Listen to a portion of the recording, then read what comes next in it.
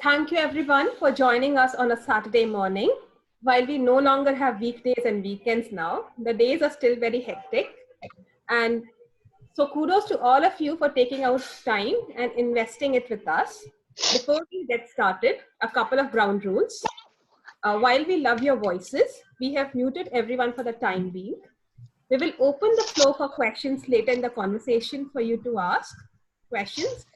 Alternately, feel free to use the chat box. We'll keep an eye over there. This session is being recorded and we will share the recording on our social media pages in the coming week. Lastly, we ask for some grace and kindness in case we face tech challenges along the way. So let's get started. Today we have Deepa Swami with us. Deepa is the co-founder at FlexiBees. She's also an IIM Bangalore alumna who founded FlexiBees with two of her batchmates, Shreya and Rashmi. FlexiBees' vision is to make work flexible. That is, normalize flexi time, part-time and remote working, which they believe will bring new talent hiring models to businesses and new ways of living for people. In fact, their entire team works remotely across cities and countries. A very warm welcome to Deepa to this chat with our community. Thank you, Shweta. It's a pleasure and it's really great to see you and your whole community. So Deepa, tell us about your journey and how FlexiBees came about. Okay. So FlexiBees is the result of the three of us friends and batchmates from IIM Bangalore. Me, Shreya and Rashmi, my co-founders. We came together to enable flexible work choices for everyone and notably women professionals for whom the traditional definition of work, which is 9 to 9 and in the office, there were such rigid definitions of work don't work in every life stage, right? So where and women end up bearing the brunt. So actually the seed for this problem was from my own journey of having to forced to take a career break around maternity, and I did not find flexible work options that were also meaningful and did justice to my education and experience. At the same time, my friends, they were in flourishing career trajectories and they wanted to create more societal impact. So though the problem was identified from my example, we figured out that this is actually one faced by millions of women, right? Highly educated and experienced women, like many of you here. So various reasons why women are forced to drop mid-career. And even when they want to join back, there is a lot of bias and it is very hard to make it work on full-time office going kind of basis. So at the same time, we saw there are startup companies and a lot of organizations which value this experience, but they need the experience for a shorter amount of time, for part-time, and where they don't have the brand to attract full-time talent. So we actually made this jigsaw puzzle work. And since we are all from business backgrounds, we wanted to make it work in the form of a sustainable business model. So that's what we did. We created a business out of our passion and vision. And that's so true. We keep coming across stories of women in our community who had flourishing careers and had to take breaks. And then when they're trying to get back, it's a long struggle, as you rightly pointed out. So if we look at flexible careers, what kind of roles are available that fit into this definition? Right. So we have been in this business for 3 years now. So even before pandemic, so we have promoted and placed women in all kinds of flexible roles. So like sales, marketing, digital marketing, finance, technology, graphic design, content writing, learning content development, HR. So these are very broad functions, right? So even within these functions, there are a lot of varieties and nuances. Like for example, in marketing, we have placed in B2B marketing, PR, content strategy, geography entry strategy, then people heading that respective functions, so HR head, part-time CFO. And in sales, for example, we have placed people in B2B, B2C sales, inside sales, meeting setup roles, customer service. So there is a wide range of roles that we have placed people in across the spectrum in terms of functions as well as level and seniority. So it's not, so actually even before the pandemic hit, we were kind of telling and informing companies that it is possible. But now I guess people are naturally realizing, having been forced to accept this way of working as well. So this is very fascinating. I guess for a lot of people, the idea that marketing or even sales could be done flexibly Yes. is a very new idea. Yes, So it what can. change do you see in companies now? Sorry, that's my daughter. That's all right, happens. I mean, let's have a flexible interaction, no problem. Okay. So what changes do you see in companies now after their experience with COVID? Have they become more open to flexible roles in their organizations? Right. So I think COVID, of course, it's terrible and unfortunate, and we still don't know the end of the tunnel. What one positive thing, if at all, that has come out of this is definitely there is more acceptability of remote and flexible work way of working, both perception wise as well as hiring wise, right? So the world has seen that it is possible. So you can't crib anymore. You have to keep going, right? Of course, there are industries and roles in which it is still very hard, and people have suffered because of inability to transition. Given that, still there is a lot more acceptability of flexible work. What is also happening is on the softer side is apart from so when people are working also, I think there is some increased sense that people also have families, right? So you don't have to make excuses that there is a, or feel apologetic about your families. You know that, and you have to acknowledge that as part of the reality of a person. So I guess there is a bit more acceptance of that. And what is also happening is there is a opening up of the online world in such a big way. It has also led to opening up of networks, opening up of learning opportunities. This webinar, for example, right? So there are so many people you can meet without the constraint of geography, without the constraint of having to commute, and there is literally no limit to learning and interaction. So I think this also is a great boon if you want to work flexibly and you want to keep upgrading yourself, meet new people, and be in touch, right? With I think that's also a great thing that has happened of late. And I suspect there are also some early signals of this, of organizations getting used to this, right?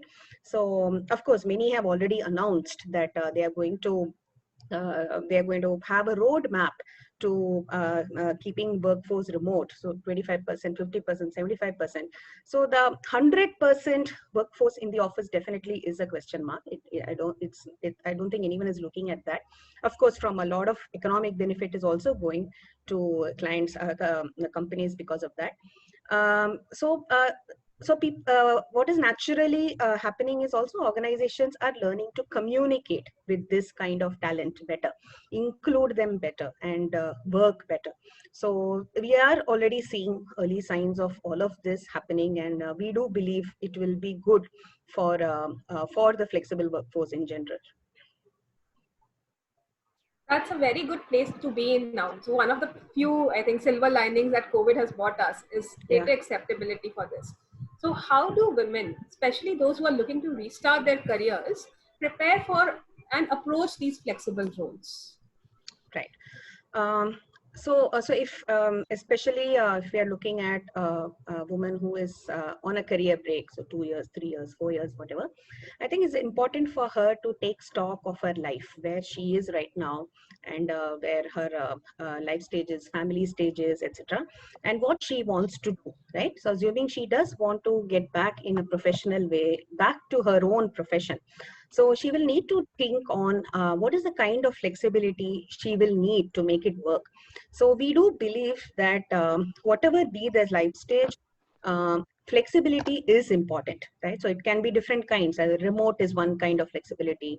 Part-time hours is one kind of flexibility. So part-time also can be fixed, like so many hours continuously you sit and work when your child is in school, or you might want to break it up, then work from home on some days. So there's a spectrum of options.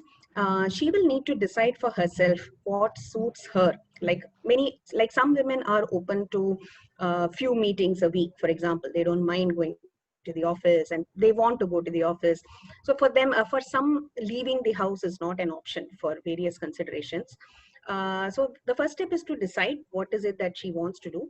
And so at a very high level, what we have enabled is we have created a knowledge series around how to get back to work.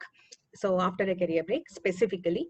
And I think the biggest thing in this is to get back into the work think mode, right? Because when we are out of the workforce, a lot of things which we take for granted when we are working. So some of those things go a little missing, right? So you don't think about work, you don't engage with people, you're not part of that network, you're not aware of what is happening, and that can affect one's confidence. But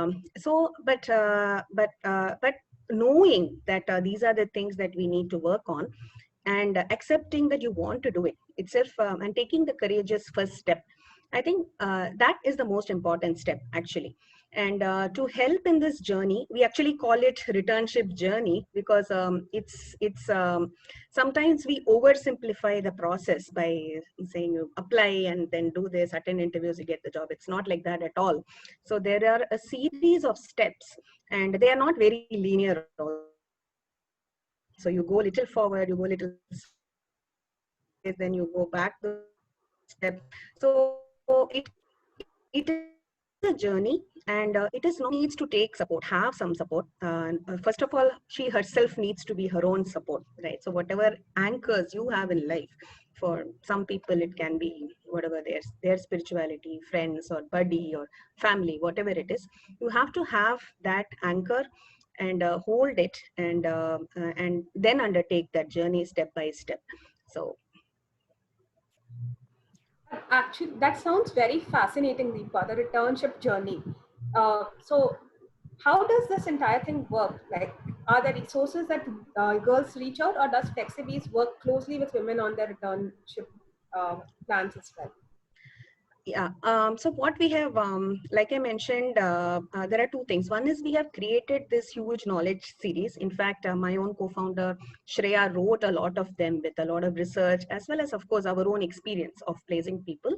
So we have, so what that journey, and maybe later we can share some links. So for people to read as well, just at a very high level, what we have, the work that we have done involves different types of readiness. First is this mental readiness, which is what I touched upon a little bit, to have that anchor and the willpower to start the journey. That is the biggest thing. Then we have technical readiness, then infrastructure and family readiness. So infrastructure involves things, infrastructure and family things involve what care does your child or children need, right? But that varies according to age and your family priority. So, and what is acceptable to your family, having discussions about your family openly, and seeking support. So many times we want to do everything by ourselves, or we feel it is entirely our own thing. Either we figure it out or we don't know. It's not that binary. And it is also a journey for the family, right? So there, even after being placed in a flexible job, there will be teething issues. It's not that day 0 to 1 there is going to be a very smooth transition. We will have to manage the transitions and ups and downs. So the biggest section where there is a lot of research available is the technical readiness, and this of course depends on your area of expertise. So it's marketing or finance or technology, whatever. This will vary, of course. But in general, in this also, if we have to break down into various subparts, we say that start with introspection. So you take a look, you download your resume and take a look at what is it that you have done in the past. and also see your appraisals, because there can be gaps in even memory as to what you have done. So even seeing that this is what you have done can a lot of time boost our self-confidence, right? It is you, the same person who has done these things, and you can do them again. So what is it that you have done? What is it that you liked? What you didn't like? So so it's then make those choices, then very specifically go out and do research in your field. So so we call it iRISE. Actually, there is an acronym, we just coined it, iRISE. I is for introspection, R is for research. So research can be various, again, it depends on your field, but largely you will have to see what is going on in your function. Say, for example, you are a HR professional, what are the upcoming things there? Sales professional, what are the upcoming things there? So for example, there's some CRM tools you will have to be aware about. There's some certifications you need to do about HR. If it's marketing, then where is marketing going? So without knowing anything about digital marketing, it will be hard, right, to get back into the same. So this is research, and you will possibly, some common sources can be your own alumna, wherever you passed out from, right? So either you are part of the group, or you're part of that ecosystem, or industry and industry associations. So there's a structured format you can follow in order to get yourself updated, right? So this is what we say research, iRISE. Then I is for interact. So with your work colleagues. So be in touch with work colleagues, or re-establish touch, right? If we don't feel shy. So I think things which hold us back is this, are we infringing on others? But generally, people like to help. So be in touch, have conversations, understand where things are going, how are things at work, and they can also guide. So colleagues or bosses, a lot of times when we are starting out by if you want to start something by yourself, a lot of work also gets given by ex bosses, right? Ex people who you have already built that reputation with. So we need to have those relationships. Then we talk about skill up. So after having done this, then you understand, okay, this is my function, this is the industry, this is where it is going, but I didn't do these things. So if I do these things, then I can fill up the gap. So again, the gap depends on many things, our own budget, and whether we can go attend a university course. Say, for example, if you're a technology professional, you see that data science is upcoming, and you also know that you are good at that. So can I take a shot at it? So there are master's courses as well, and there are online courses as well. So those kind of choices you will start encountering. But again, having discussions with people, and meeting people online as well, networking, all of this can help shape your view and structure your readiness process. So one thing is, like, this is not like an exam. It's easy to get a little bit, oh, okay, I don't know what result will come, right? So the motivation part is the hardest part here. We have to keep ourselves motivated and keep going, or we have to find people who can help us in the motivation in this journey as well. Then finally, we say e-update, which is basically, again, it's not a final step. We are just calling it final. What will happen is you will update your profile, then you will do some courses, again update, meet some people, apply somewhere. So it's an iterative and a holistic journey. So update involves showcasing yourself in the best possible manner to potential employers by various social media. And again, this it's a very vast topic, but if just to give a glimpse. So for example, the way a graphic designer would showcase her work would be different from the way that a showcase or a skill herself up will be very different from the way a finance professional or a marketing professional will showcase their work. How can you make your profile visible? And um, uh, yeah, this is the series of steps that we say that you need to follow. And so this is the knowledge series, which is somewhat asynchronous, where we distribute this knowledge in our content platforms, which is notably Sheroes.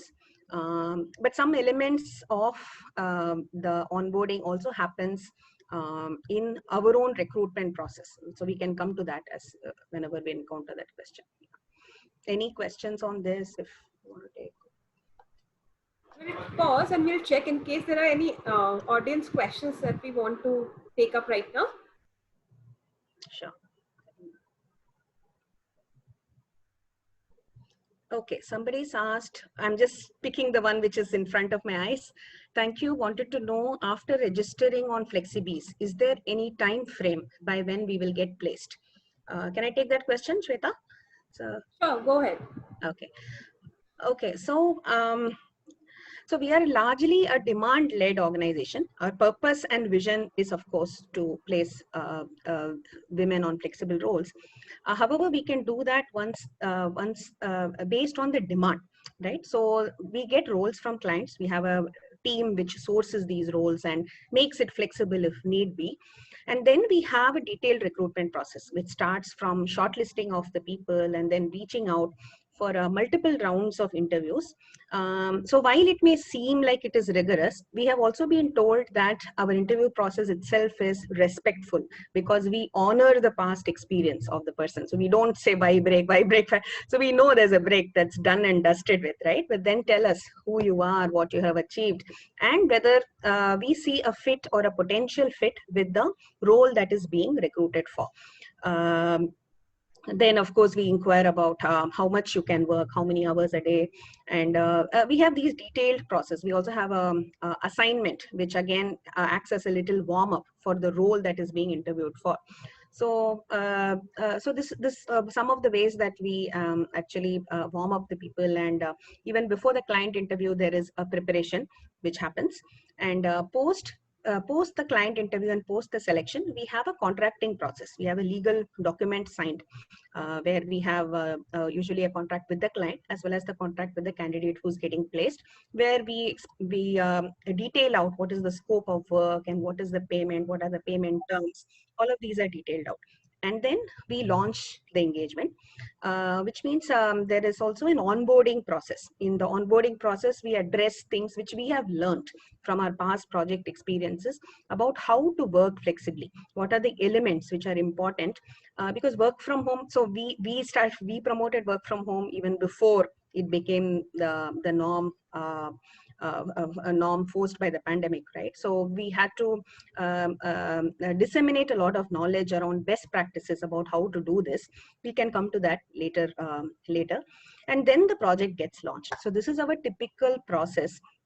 The thing is, since it is demand led, so and it depends on the demand coming in for that specific role at that point in time, and also the skills that are needed, right? So we don't like do HR professionals, okay, HR professional. We actually see what is the skill set required for the job and do a deep recruitment or a deep talent match. This of course obviously helps both sides, right? So those who the clients of course benefit by having the best match, and the candidates also benefit by getting into job roles in which they are used to, they have knowledge basically and experience. So it is tough to say in summary when exactly you specifically will land a job. And there is unfortunately a selection, right? So it is hard to and we are open about this even when we speak to people, that there is no assurance saying that if you register today, then in few weeks or whatever you will get a job.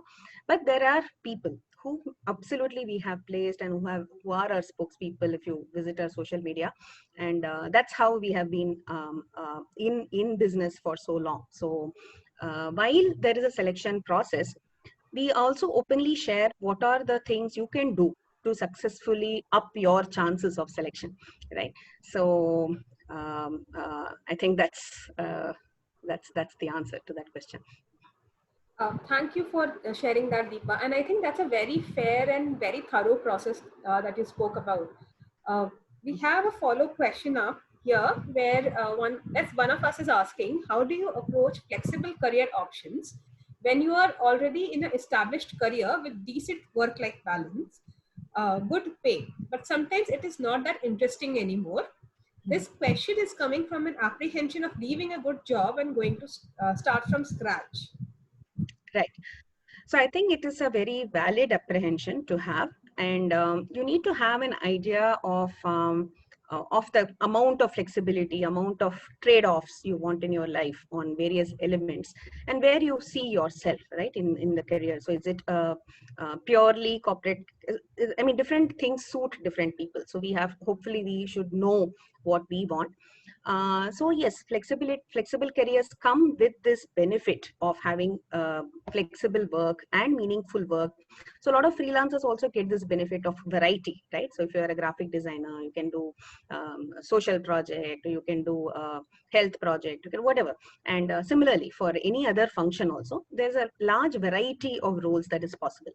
But the trade-off is that you will have to build your business on, it's almost like you will have to build your reputation over time, right?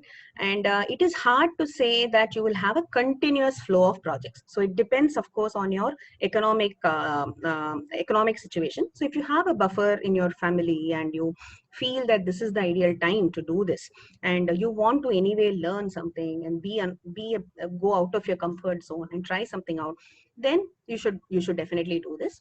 Whereas if you have serious monetary obligations, right, that is an important factor in your consideration, then what I would personally suggest is to try your hand, because it's easier these days to try your hand while you're working as well, right? And explore and then learn on the side, and then you will know whether this method suits you as well, whether this method suits you, whether you like it, and then you can take the plunge once your side hustle starts building up as well.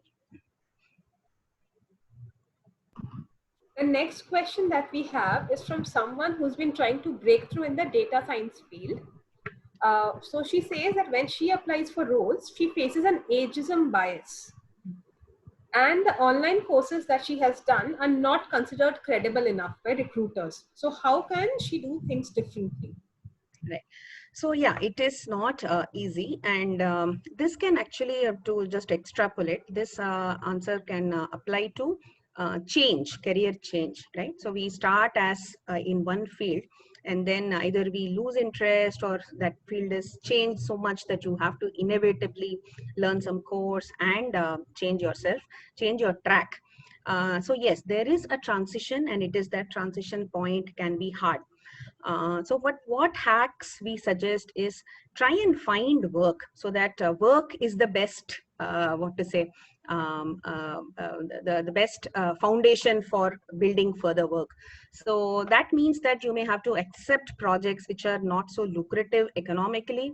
Say somebody is building, one of your friends or somebody in the network is building something, and you go help them as a help, so that you add on to your experience. So try and add to your experience and portfolio of work as much as possible, especially when you are changing track or when you're doing something new. Because it's only also in one way, if you see, there are people already established. So they have gotten there after X amount of effort or years of experience. So it is a little too hard an expectation for us to compete with them directly and immediately, but we can get there in slow and steady phases. So I think our focus should be on trying and finding, even if unpaid, but valuable work which can keep adding to our portfolio, and then move on from there. And that's totally true. We have seen people change tracks by doing volunteering work at different organizations, and that is what they put in their resume, and that shows credibility. So we have a question here as a follow-up to that, that for example, somebody is trying to find work. So she's been, say for example, sharing her resume to 50 different organizations, but does not get a call from even one of them. So how can someone stay resilient and accept the fact that rejection and failure is part of this process? Yeah, I think it is very hard. Like I told you, it is not a easy, or it is not a linear journey. And I hear you and I feel you. And I think, but you have already brought one part of the answer in the question, right? It's resilience that we talk about. You need to find the anchors which suit you at this stage of life. And career break or career, neither of these define you fully. So I think we definitely should not internalize the negatives that the society is giving us for the career break. it is a choice, and valid choice. I think the work on it mentally is really important. Then secondly, what we can do is do the preparation, like I mentioned.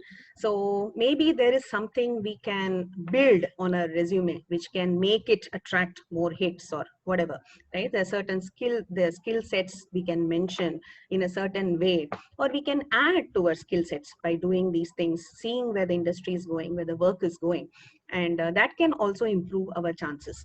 And network, so I'm not sure if you have done all of these, so I'm just saying what all can be tried is a network, because a lot of jobs finally we land based on people we have met or known, or there's some kind of trust also establishes, right? So today especially networking has opened up, because in online it is possible. You don't have to get out of the get out of the house to, if you have physical constraints. Of course, in COVID, everybody is having constraint, and I'm talking generally. So this networking is also a key element of this. So and seeking organizations specifically, if you're looking at returnship, whether the returnship path that is being offered by organizations, whether that will work for you. So these are some of the things that we can try, and also explore adjacencies, right? It may be that that specific thing you have done may or may not work out. Try something slightly different, but it is near to your skill, so that you don't lose your confidence.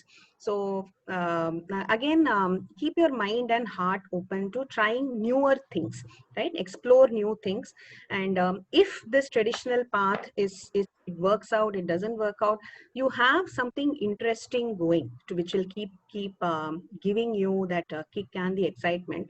And who knows, many people have found other passions, different passions as well, and made it work as well.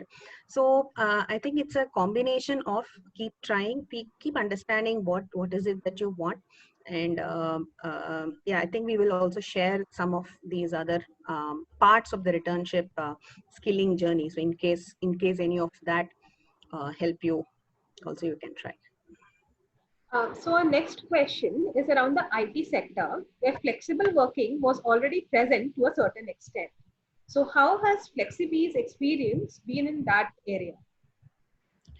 So what we so our primary clientele actually is startups, right? So it's actually great if IT companies are already giving flexibility enough that women don't have to quit. Then that's great. So we are all on the same side. So we don't have anything to take away from that. But breaks happen anyway, right? There's some breaks have happened for whatever reason. So we find opportunity in startup companies. So there is tech everywhere today. So if any startup also has a tech element, so there are opportunities in tech that way. Plus there are tech startups, so who have the vision to provide services to other companies and who need a backfill of candidates for technology domains. So there is that kind of opportunity that we work on. Thank you for sharing that. So we have a question where someone is asking, does FlexiBees help in moving from an established career to part-time consulting roles?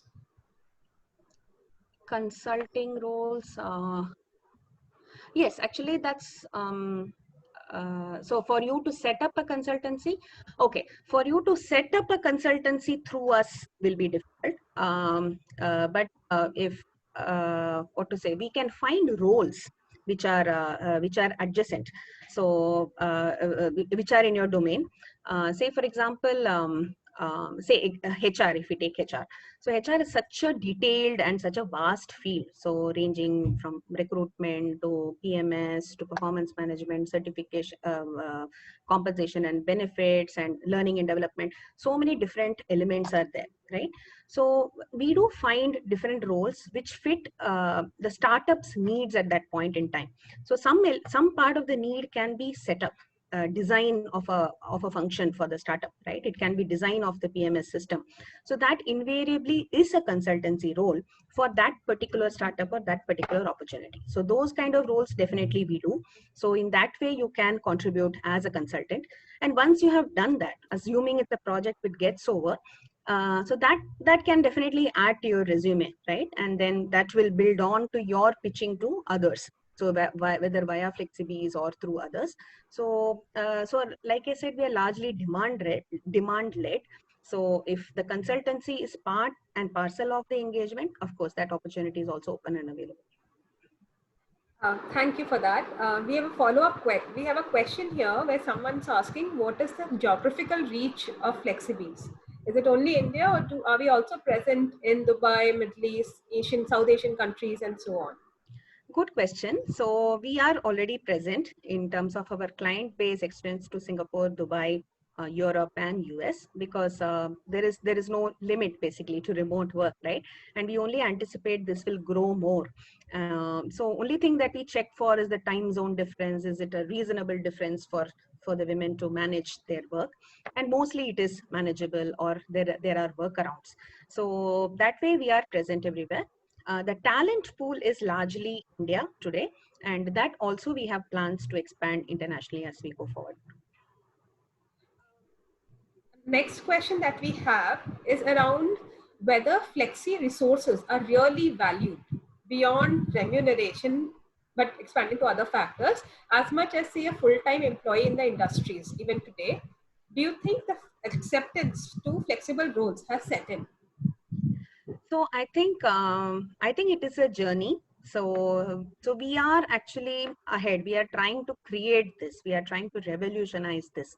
So it would be hard to say that it is already done, right?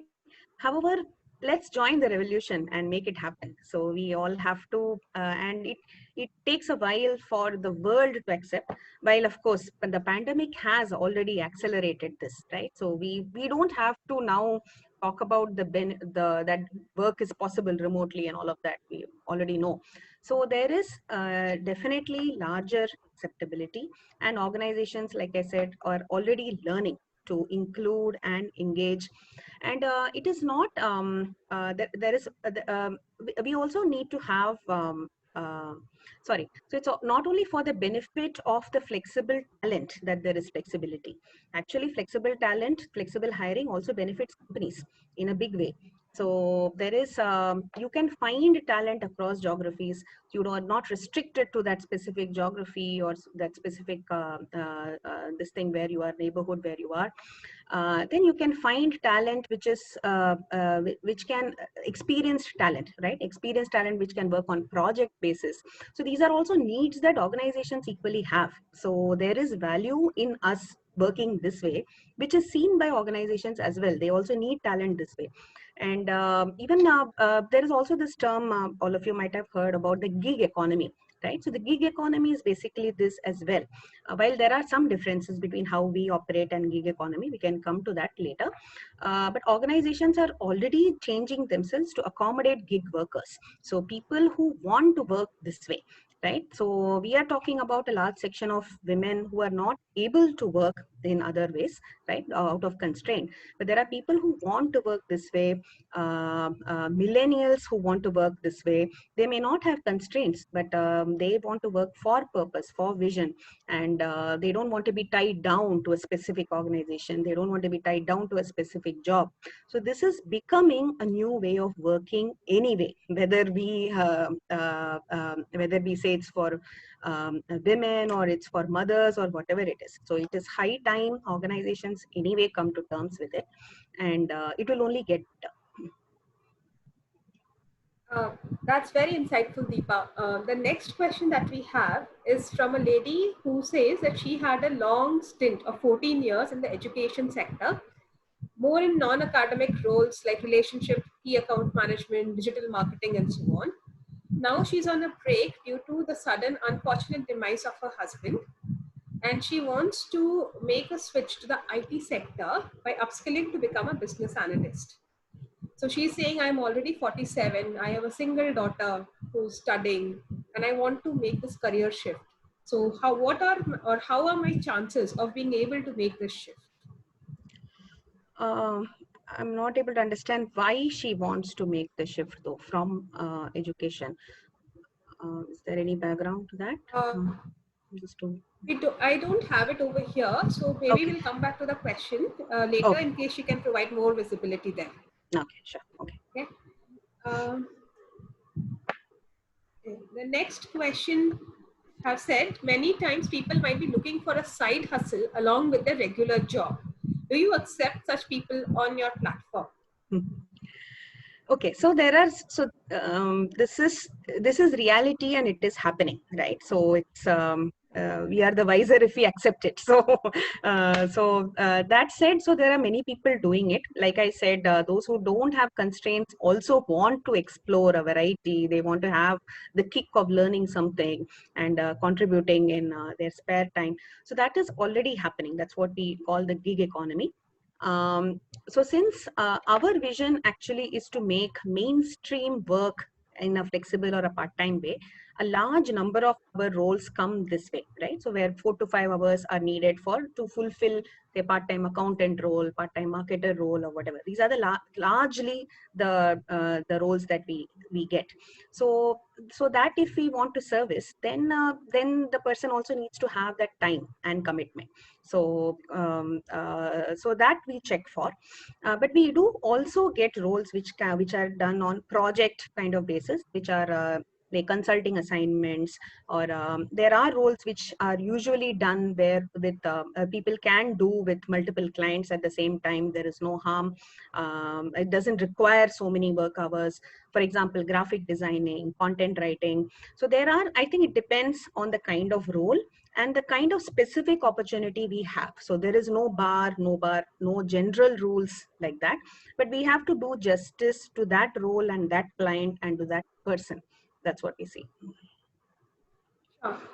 So now the next question we have is from someone who's running a small startup, and she wants to make sure that the flexible time person works well for her.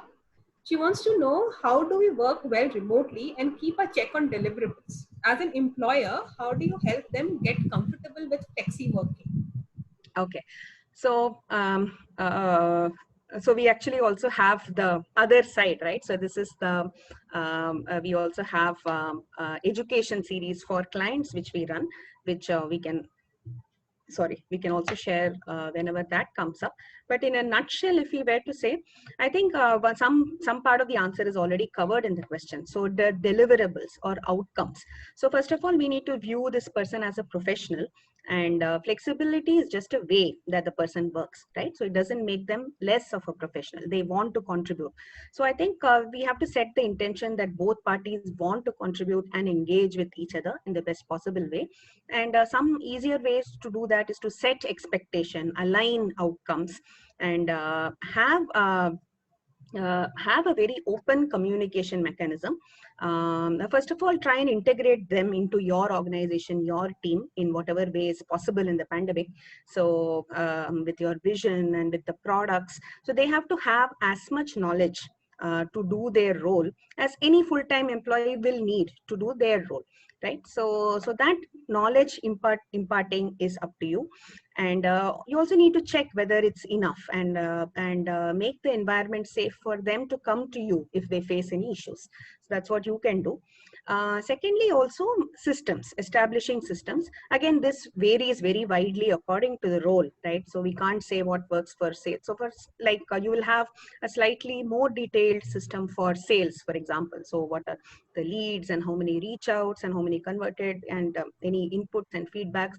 So and there will be a less detailed report back for this. And if there's a consulting engagement, you'll probably have a milestone kind of thing, that phase one, this, like that. So it depends. You will have to design the report back system based on the role, structure it, and have the periodic communication. So the communication is part of actually we also coach the women on this, the mirror side of this. So the clients do need to engage in the communication periodically depending on the role, and be available for any troubleshooting, any problems. So is what I would say. Basically, open communications and making sure you periodically talk about what your deliverables, that's Absolutely. the way to go. Absolutely. The next question we have is around what are the kind of upskilling programs which are recognized by corporates? What are the kind of companies that are more open to women coming back to work after a break? Okay. So I'll take the second part first. So that's just in the flow of things. So, like our largest section of clients is startup companies, right? In terms of volume, sheer number of companies, because they value this experience. So one reason they value this experience is that they need the hours only for part time, and then you have a great, talented, experienced woman professional who comes and gives you that. Versus say other options that the startup founder has, she or he will have to say from the scratch train a fresher or an intern, and some roles it's really hard to train. For example, sales and all that, you need maturity. You need in these days, if you have startup that has concept selling, it's very hard to do that without a certain level of maturity, understanding and empathy of the client side, which builds with experience. So largely startup clients value this experience and they come to us. Then there are also companies which need this, like I told you, the flexible hiring model itself is a benefit for them, right? They need project-based talent and they need good quality talent, but they don't need it on roles for the whole year.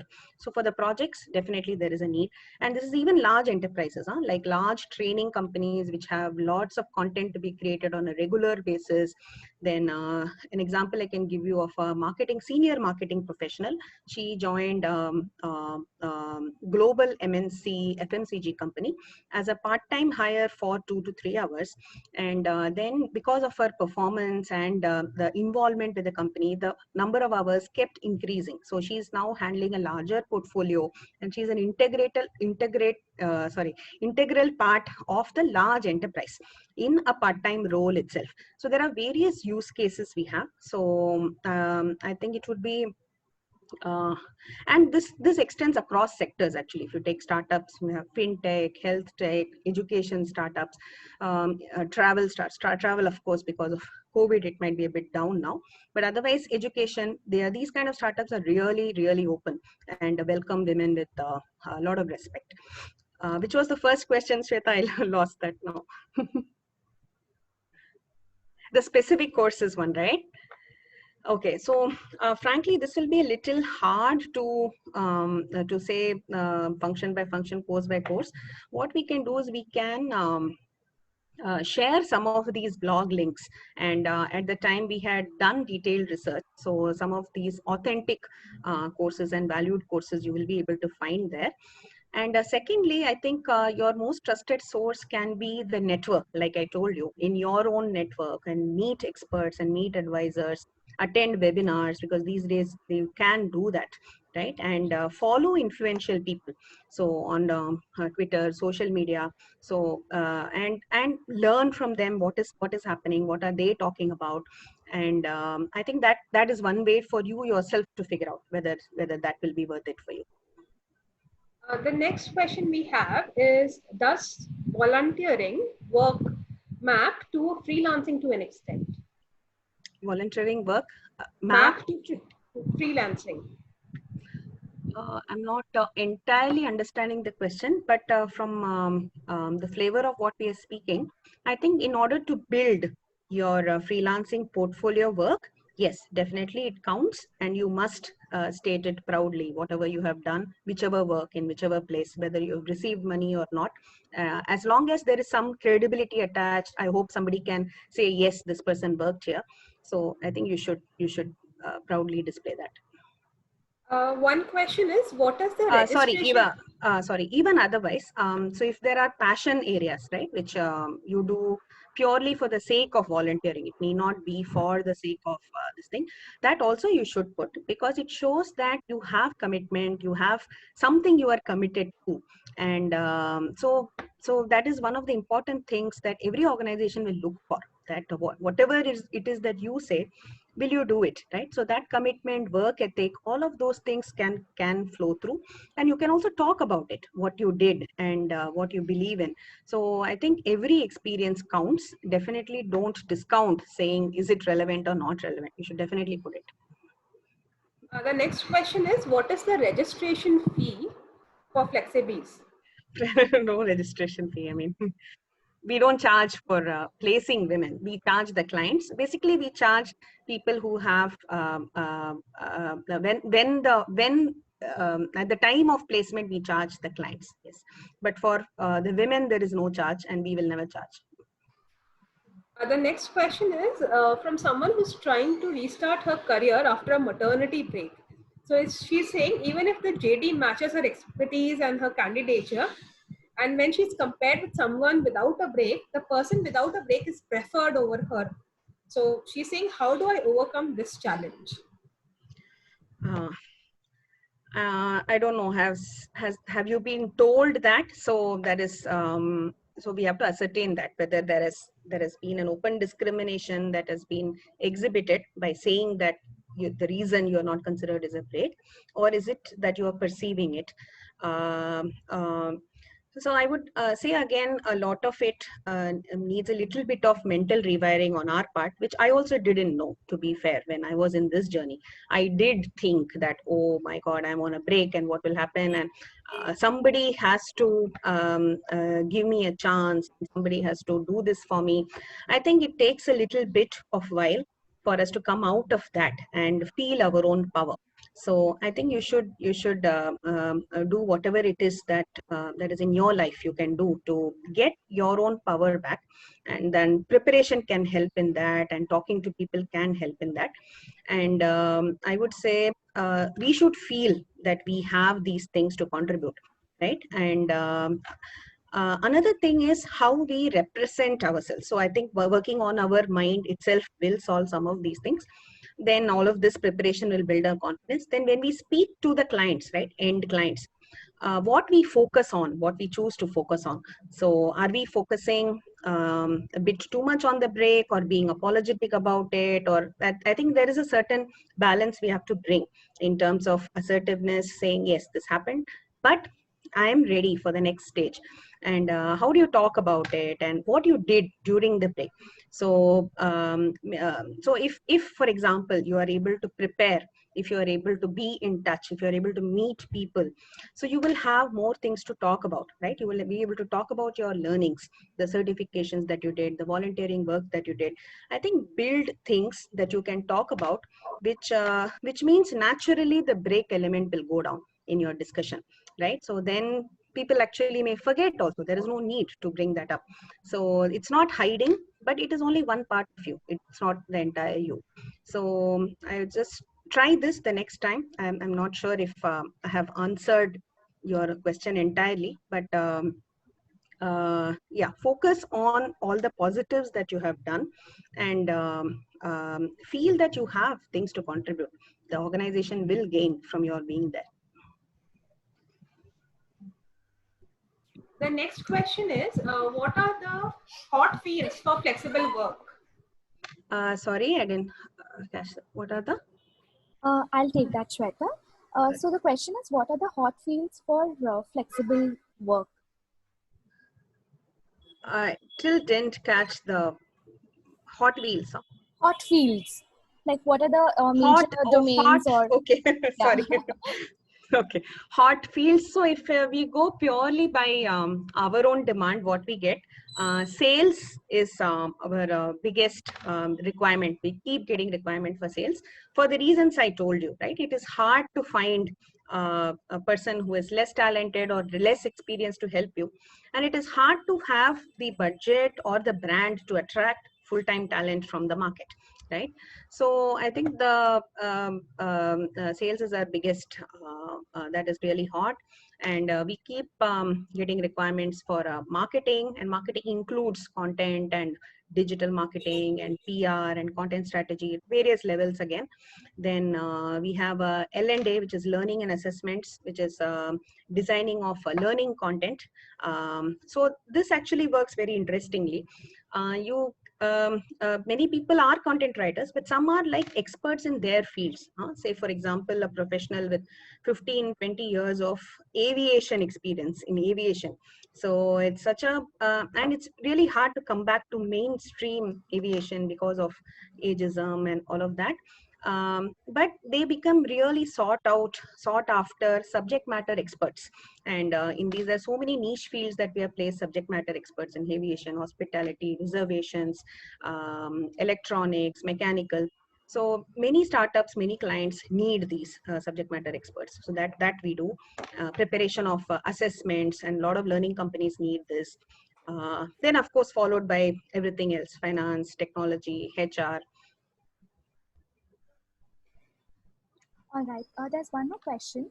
I have a 13 years of gap from IT industry. Currently, I'm skilling myself by doing a PGD in cloud computing from a reputed university. Would like to know what are the chances of my getting back to IT industry and how to go about it. Yeah.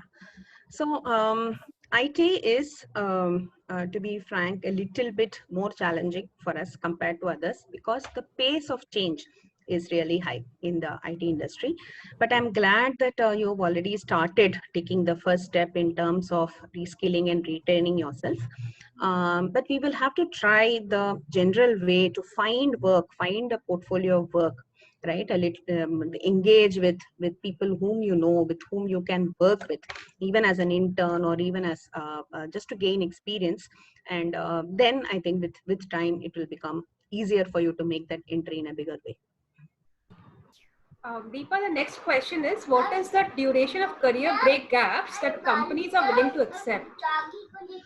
Um, so so we as a company, we don't look at the gap that much, because like I told you, that is not what defines you, right? So I think we have to come out of that a little bit, but we have to pristinely see where the industry is, where the function is, and if there is a knowledge gap, skill gap, that is the gap you need to see, right? Because there are enough instances of us placing people with 10-year, 12-year gaps.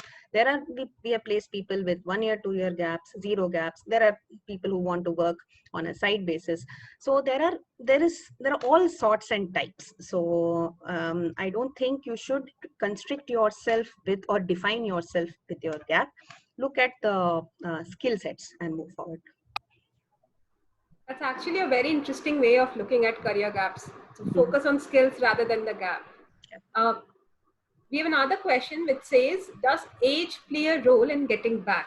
Is it harder to find flexible roles in your late 40s or early 50s? What would you advise women who are getting back to work in the empty nest stage after, say, a 5-year or a 6-year career gap? Okay. So again, so it depends on your sector, right? If it is a fast-paced, fast-moving sector, it may be hard. But we don't have to, again, generalize. I think the similar reasoning for the career gap should play here. Say, for example, these SMEs that I mentioned about, right? Who cares how old is the SME? So she is an expert in her field and she is going to bring that. What you may need to independently do a little bit is, in case you need to, is upgrade yourself on basic technology, which all organizations end up using today, right? Which you may have worked in a slightly earlier technology system. So even your kids can help if you're an empty nester. So get yourself upgraded on those things, so that you're whenever, say for example, if there's a case study you have to present or you have to do some assignment, then you don't have to struggle and lose your confidence at that time. So it is, if you have done it before, it's just a retooling which will be needed. Again, I don't personally think you need to see that as a thing to stop you from even trying. I think you should give it your best shot. The next question we have is around remuneration and salary levels. So what kind of salary levels or structures can we expect for flexi roles? Okay. So again, since by design and by choice, we deal in a wide variety of functions and a wide variety of seniority levels. So definitely I cannot say like this will be the salary level or whatever. Broadly, but how we do it, I can tell you a broad this thing is that we have benchmarking for the role done, right? So then we don't actually see key whether it's a 5, like we are very different from typical HR companies, if I may say so, not in a bad way, because it works for us, is that we don't say, okay, 5-year experience means this is the salary, or 10-year experience. That's not how it goes. It goes, this is the skill level, this is the job requirement. So for this job requirement, what is the benchmarking, right? And that we try to give. And how we work is we work primarily on a back-to-back contracting model. Again, this is a design thing we have done for benefiting all parties, is that we have a margin to cover our expenses and we invoice the client. So we together invoice along with the pay that goes to the person, have our expenses built in and invoice the client. But what determines this is the level for the work and for the number of hours. So both will of course play a role, right? We cannot say that we will get the same pay which a person who's willing to work 10 hours. So there is some math around it, but there's somewhat decent science around it. And that's how we work it out. What may happen is that when we are shortlisting people, right? So because we'll shortlist for specific skill sets. So you may be a consummate marketer, right? But we can't pay you for being a consummate marketer. We can pay you for this specific element of marketing, which you will do for this particular client, for this particular project. So that way it will be designed. And this will be transparently told at the time of recruitment. So this is the role. And in fact, you will also not feel unfair, right? I mean, if you're going to lead the marketing function, the pay is going to be different. If you're going to do one aspect, the pay is going to be different. So all this will be communicated at the time of the recruitment, even the first stage itself, because then only it makes sense for you to consider whether to move ahead, right? So that's how it works, the philosophy-wise. So we have a question that we had parked earlier, where we had someone who was trying to move from the education sector to the IT sector. He was trying to upskill to a business analyst role. So she says the reason she's trying to move is because the growth opportunities in non-academic roles in education sector is very limited. Hence, okay. She wants to transition into IT. Okay. To that, first I would like to submit that because of education technology boom, right? Because there are huge number of startups today who are in the education space, and they genuinely want to disrupt education in their way. There is a need for experienced professionals, even in academic, non-academic, all kinds of roles. So for example, if you're comfortable with education sales, education counseling, they call it counseling, right? You must be aware in your industry. There is definitely need for that talent. So if whatever preparatory steps you are able to do to retool yourself, reskill yourself a little bit, I would say there is opportunity for you in the education space itself, where your experience will be valued. Because many times what happens is we get clients who want talent in a specific industry because it's easier to get the industry, right? There are some nuances especially in sales, they will want like that. So I personally think you should consider that as an option. Retooling, reskilling in your field where you will be valued, maybe a shorter road in your journey compared to, say, doing something entirely new. Whereas if you have enough time, you can do both, preparation for both, and see how it goes as well. We have a very interesting question here where someone is saying that I am 50 years old and she's from an arts background. And now she wants to join a CSR to make a contribution to the world and still make some money. So is that feasible is what she's asking. CSR, right? Frankly, I'm not very well aware of the CSR space in general. Our placements in core roles in CSR is not that high. But we have placed, say, for example, a financial analyst who needs to prepare a project report for a CSR who will pitch it. So that kind of work we have done. But I would presume the general philosophy of changing your track should still apply, right? So if you are changing track, I think you can assume that you will need to learn the ropes and show your skills and competencies. And you can borrow your skills from your earlier field, right? And apply them and reapply them in the CSR space. So I'm sorry, what was our earlier field, Shweta? Arts background, you said, right? Okay, but I'm not aware of the work experience. Say, for example, if it's sales or anything else. So you can reapply those skills and those work experience if you are still interested, and apply it to the CSR context. So that way your skills will be valued, right? Or yeah. So I don't think there is a hard yes or a no. It depends on which skills you make a beginning with. Uh, if I could just add to that, if you want to upskill yourself in the area of CSR, there's a good course on edX. So if you want to just have a look at it, that might help. The next question that we have is someone is saying that what she has heard from people in the industry is that part-time roles in tech startups can actually take up more time than what was initially indicated as part-time. Okay, Yeah. especially in project management or technical area. So, Right.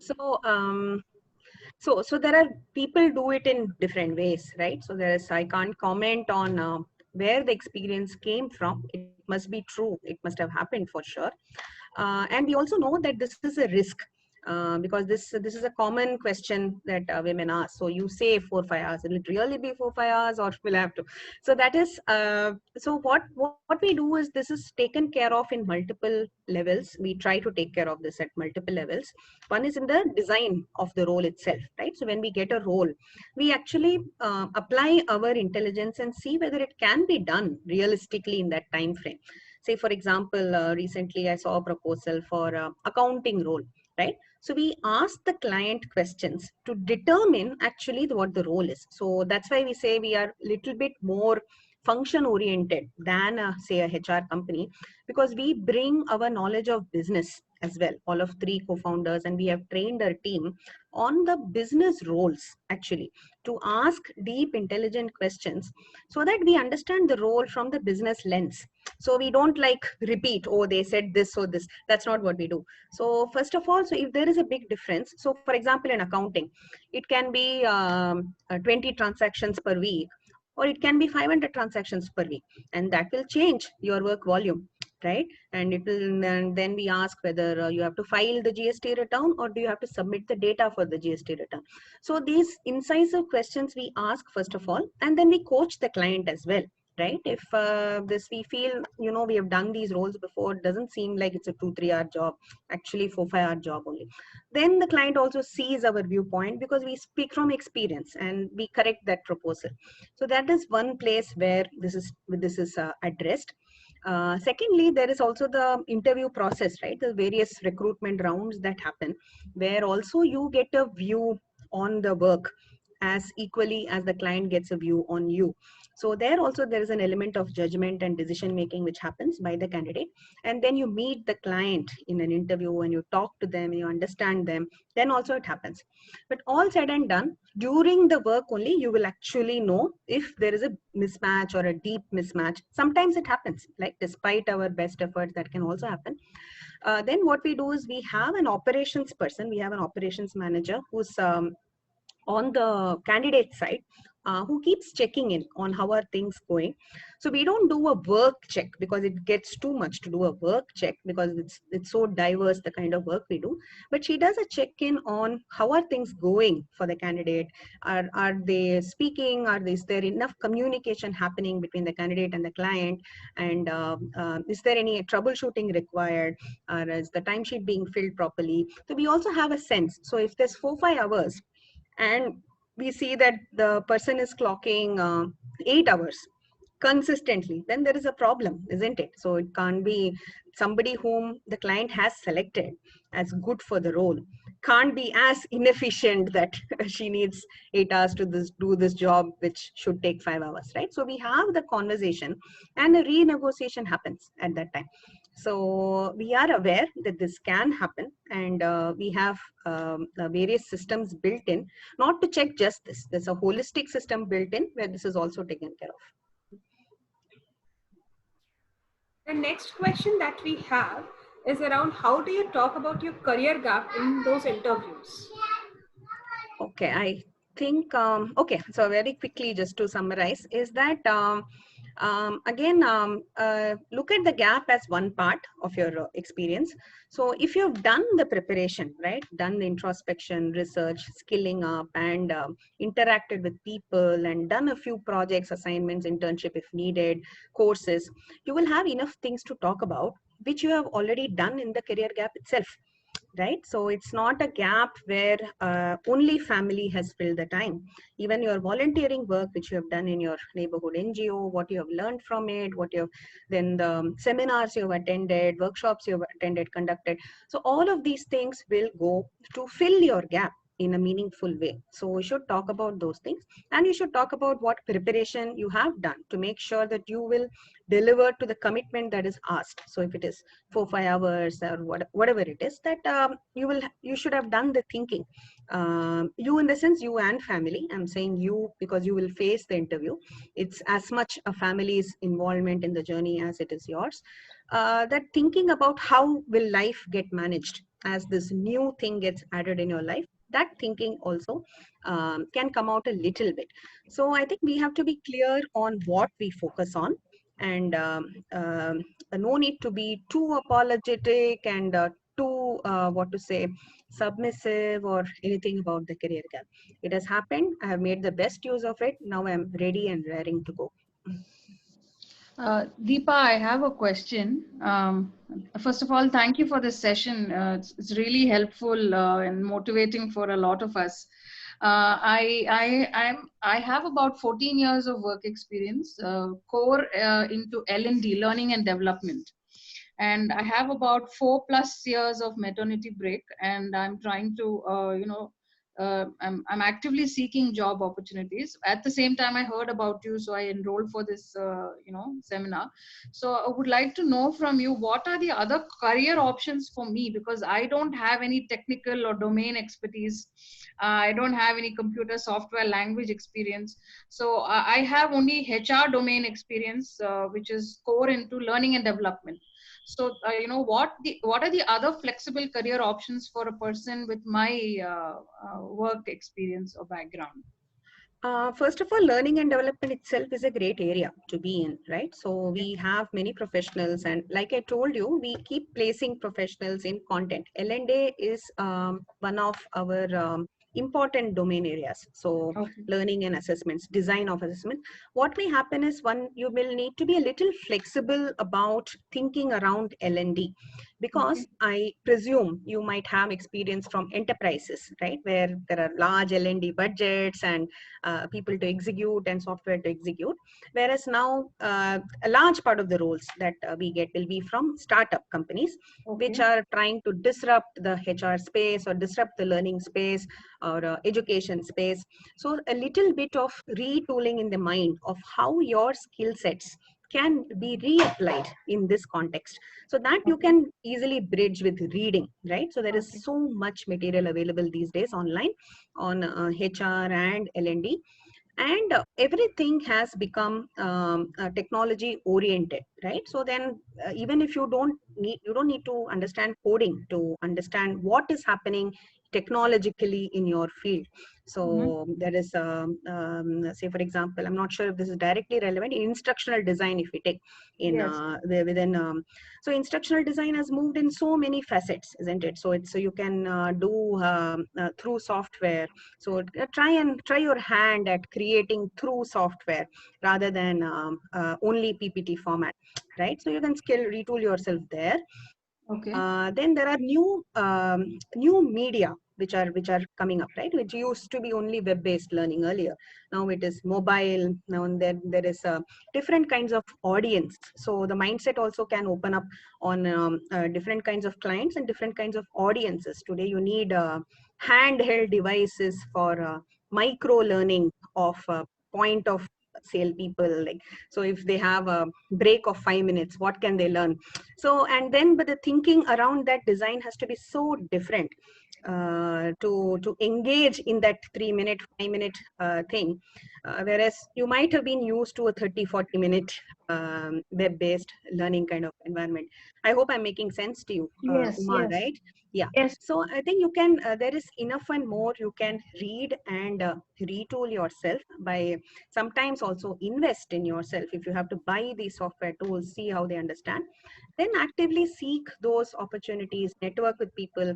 There are so many groups, online groups today, right? If you go to LinkedIn, there is Yes. a instructional designing group is there, and Facebook groups are there. In every function almost you can find professionals in your field, huge groups for digital marketing online, where they share between themselves the things that they learn.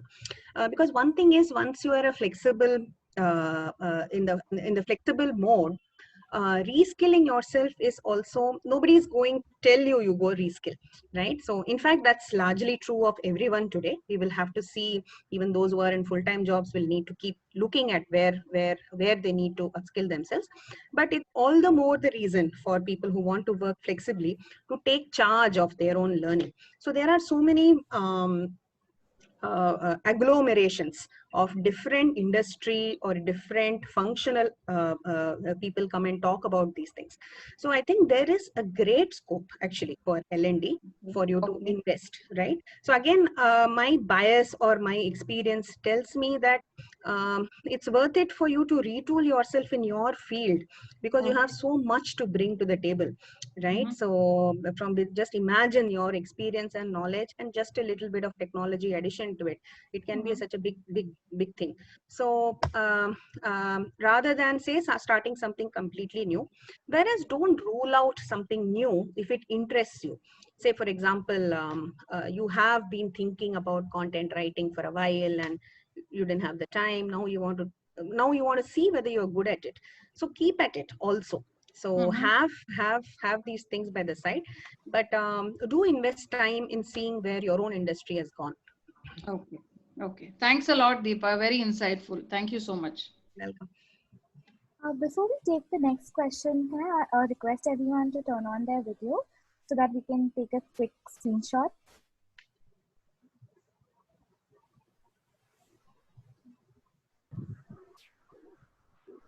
Please come on your videos, ladies.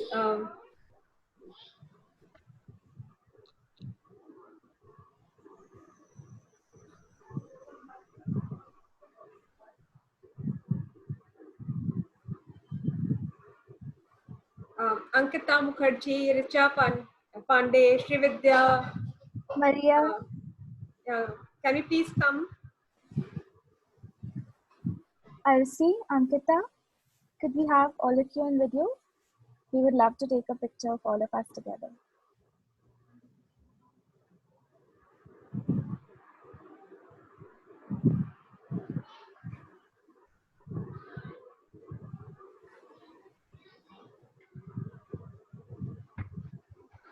Mansi, are we good? Just a minute.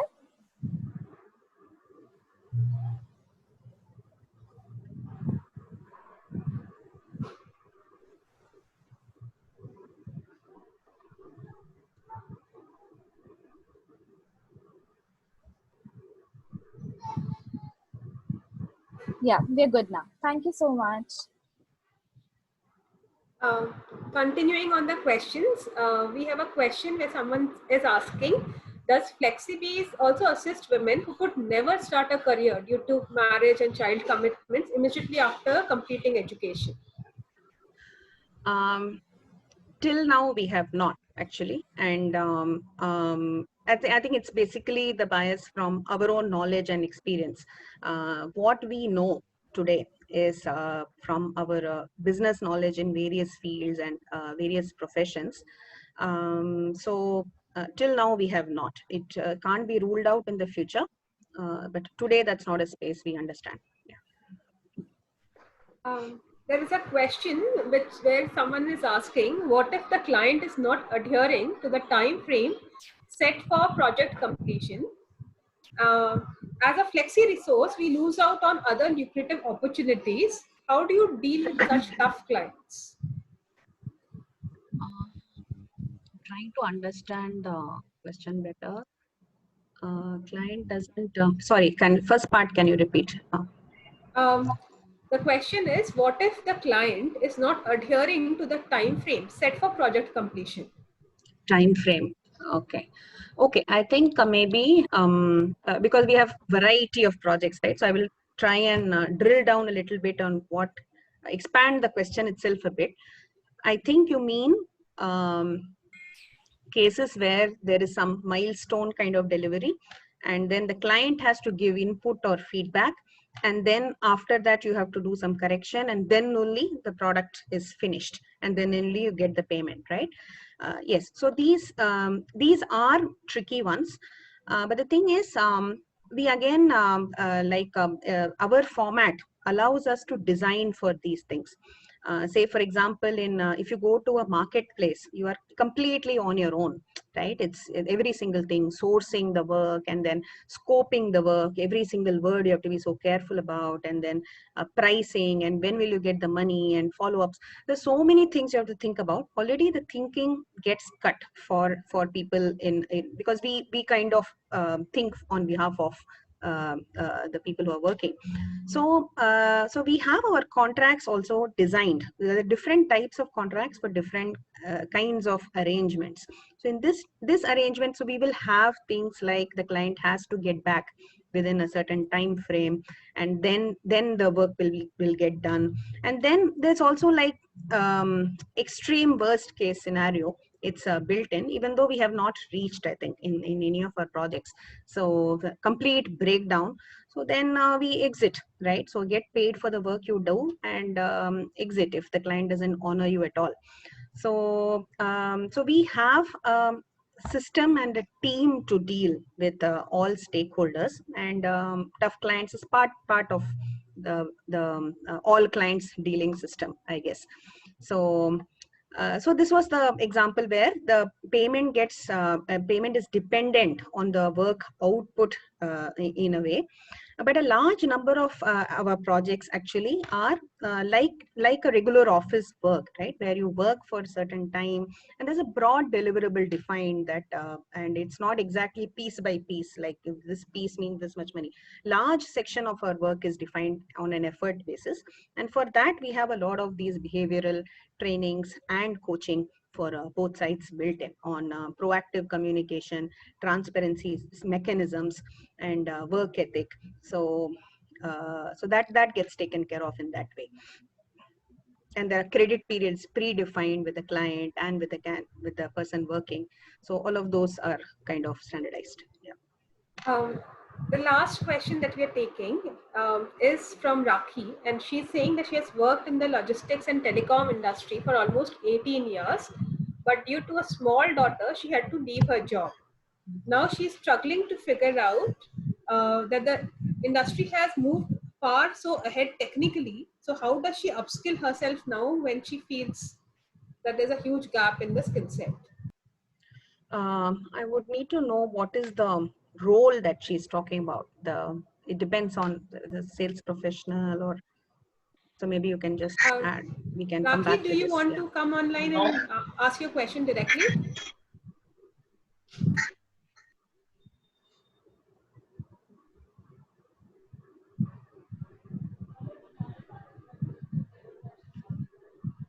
Okay, I think that's all we have. We have already exceeded the time we set out. It is, sorry, yeah, sorry. It is related to customer services and sales, right? Okay. Okay, Can everybody else please go on mute? There's some background noise happening. Okay, It's customer related. services and sales, right? So it's a very fungible Yes. skill set, right? So I don't think you need to constrain yourself to logistics or whichever. So I think sales is a very fungible skill set, and you will know best that what other industries closely align with this industry of yours. And like I said, we particularly have the largest demand for sales professionals for the reasons I mentioned. So startups value experienced sales professionals, and there are a lot of roles within sub roles within sales that can be done remotely and flexibly. So I think you can read up the articles on reskilling around sales, which I think Shweta can, if you don't mind, share some of these links. Then you can take it from there. So I don't see, so say for example, if you had been in a very core operational role, and then everything is changed, that kind of thing can be a little bit unnerving. But scales is a very, very fungible skill set. How I think about that, credit, Deepa? Sorry? Credit retrievals. Yeah. Credit, yeah. So again, the demand that we get is, we get a demand from startup clients. So there are a lot of fintech clients which who are building, say, their core product, and they often need professionals for assisting either the design. So the design, maybe they will have somebody in the core team, and they will need a financial analyst or somebody who has knowledge about the sector to add value either to the algorithm itself or to the checking process. So there is scope for this.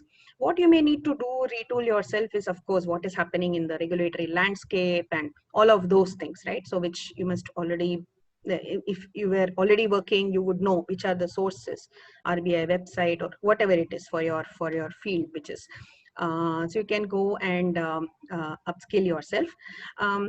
But that said, these are what to say? Yeah, there is a specific set of clients, I think, that you already know. So it's not very fungible from industry to industry.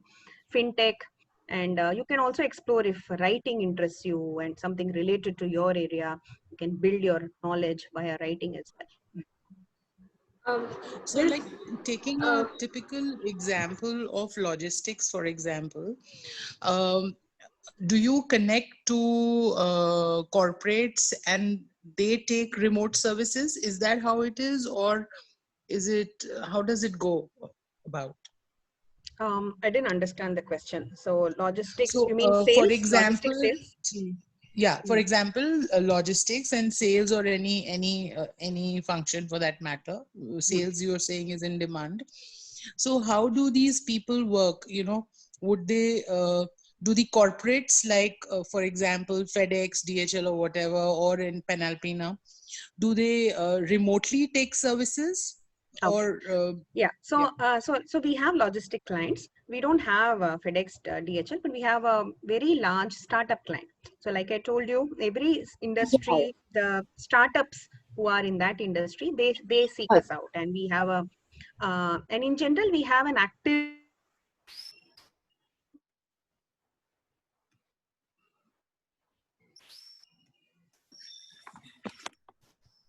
Can you hear me now?